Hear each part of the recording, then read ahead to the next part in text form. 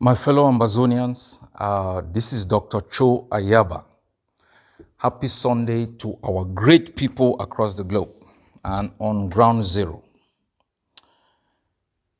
I want to send this audio as my Sunday reflection.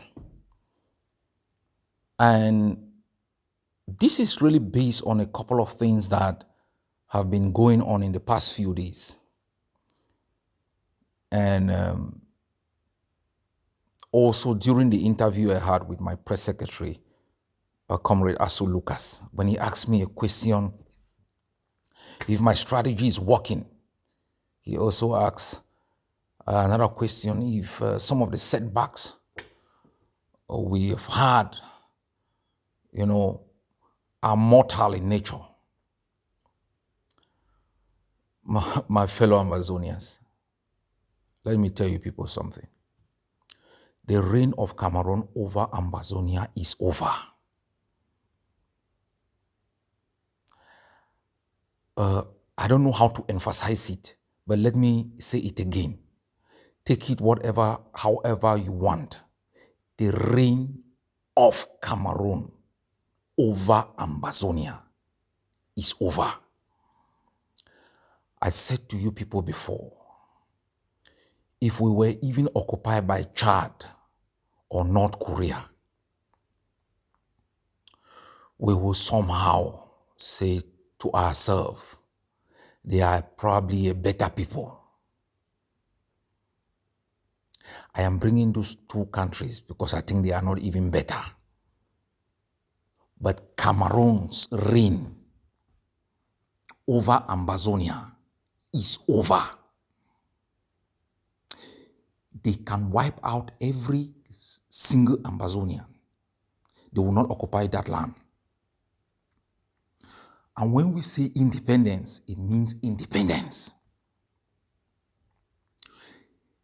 There is no, I will go play games with La Republique politicians or MPs or police officers or military officers, and then I am for independence. It means if you are in a relationship, you are married, you cannot say you simply have the right to do whatever you want to do.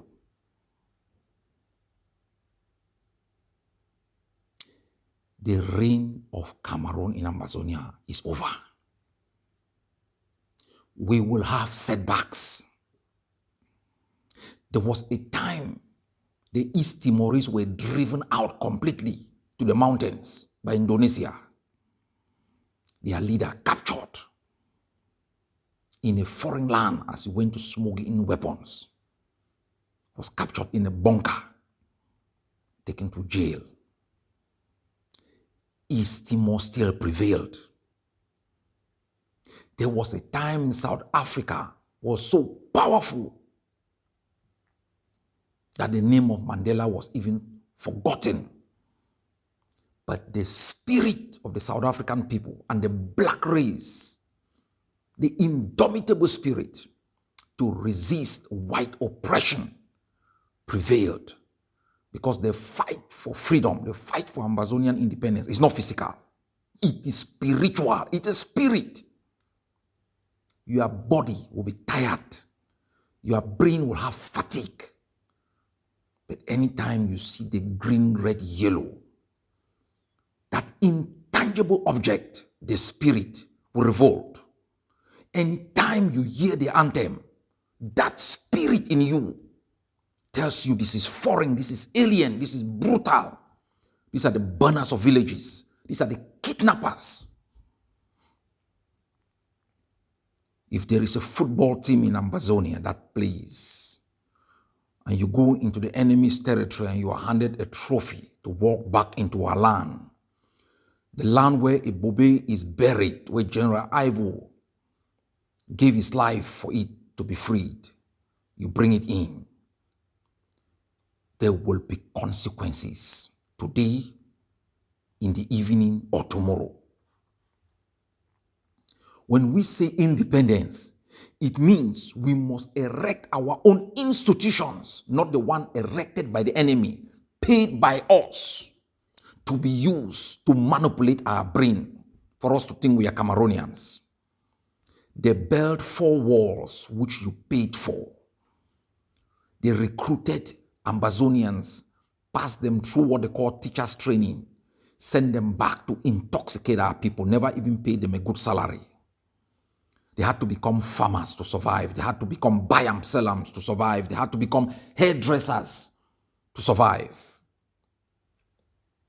They built council offices where they recruited us to massively collect money and allowed our roads to be dilapidated. They became death traps. Where you buy a car, you could not drive it for 2 months without taking it into a garage. Deliberate abandonment and deliberate exploitation and extortion. We cannot perpetuate those institutions. We must dismantle them. Ambazonia has survived for 60 years through its own effort, through its own institutions. All these facades created here and there, SDOs, DOs, governors, mayors, are extortionists who take glory out of your own endeavors, out of your own effort. Independence means independence, my people. It means there will be a transition of pain, where between the time we erect our own small institutions to the time we invest our mind and souls in it, it will not be perfect, but it will be ours. It will be ours, Ambazonians. We aren't talking here about a country that came into ours and gave us anything, where we can't say in the period of transition we should allow their own institutions before we move into ours. They abandoned our hydroelectricity power plant and shipped us ineffective energy from their own territory, where we paid high bills, where they used to develop their own land. We created our own small water projects. They fought against it and brought us, went into our own, in our own soil, tapped in water and made us to pay exorbitant prices. Public taps abandoned or privatized, so you pay exorbitant prices. And when you rise up to even question the kind of education that they give us, they kidnapped you and jailed you in their land. When you rose up to defend your dignity, they burned thousands of your villages, shipped thousands of our people into the bushes. These are the brutes. You should rise up and sharpen your cutlass every day. These are not people you can accommodate. We are not fighting against Cameroon. We are fighting for our own freedom. If the obstacle is Cameroon, we have to smash it. We will have our difficulties. We will have our shortcomings. There are times that our own energy, our own bodies will question our ability to carry on. But the spirit that lives in us, that thrives in us, keeps reminding us of the sacred obligation to stand and to reject these impostors who've brought us nothing than pain and suffering, misery and uncertainty.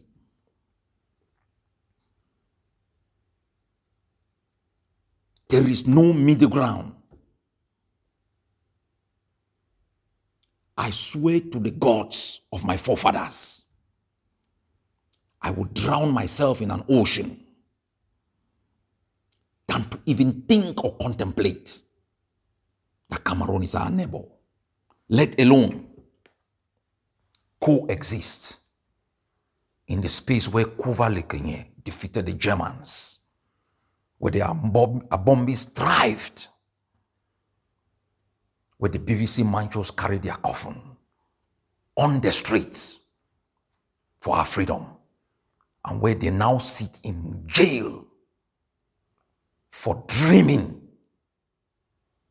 They didn't ask for Cameroon to donate them a kidney. They didn't ask for Yaoundé to pay taxes in Bamenda. They did not ask for the piece of land of Cameroon to become ours. They just wanted our own land to be free, They just wanted our people to have hope. They just wanted our mothers who toil on a daily basis to be able to market their goods. They just asked to allow us use our own creativity to live our lives without terror. That those in exile can fly home and land in their own country and look at their own airport and be proud to be part of that society, where they can raise their flag, not because they are simply citizens, because they are proud of the endurance, the sacrifices that we have all collectively made to make that flag possible. That they can sing an anthem that represents them. Not a space where they glorify the enemy. Independence means independence. Ambazonians, set up your own institutions. The transition will be difficult, but it is worth it. The enemy means you no good. They belong to the grave. Rise up like a people, everyone, mothers, fathers, children. Rise up, arm the boys, arm the girls. Be the primary protectors of the Ambazonian soldier. We shall not give up. Even in our darkest moment, we are still stronger than them. Am I worried? Why should I? In 5 years, we delegitimize these arrogant brutes. We crumble their economy in Ambazonia. We make them a pariah at the international community. We bludgeon the bees. We put the governors in armor cars, ship the SDOs and the DOs up station, move their so-called impostor MPs out of our land, and unarmed people, and unresourced people. And if we could achieve this great feat in 5 years, why should I be worried? Why should you be worried? Why should you be worried? Fighting an incompetent people who can rise up against their own system, who allow 89-year-old tyrants to govern them without accountability. Should you be scared of such people? Ambazonians, the reign of Cameroon over our land is over, and the international community better recognizes the salient reality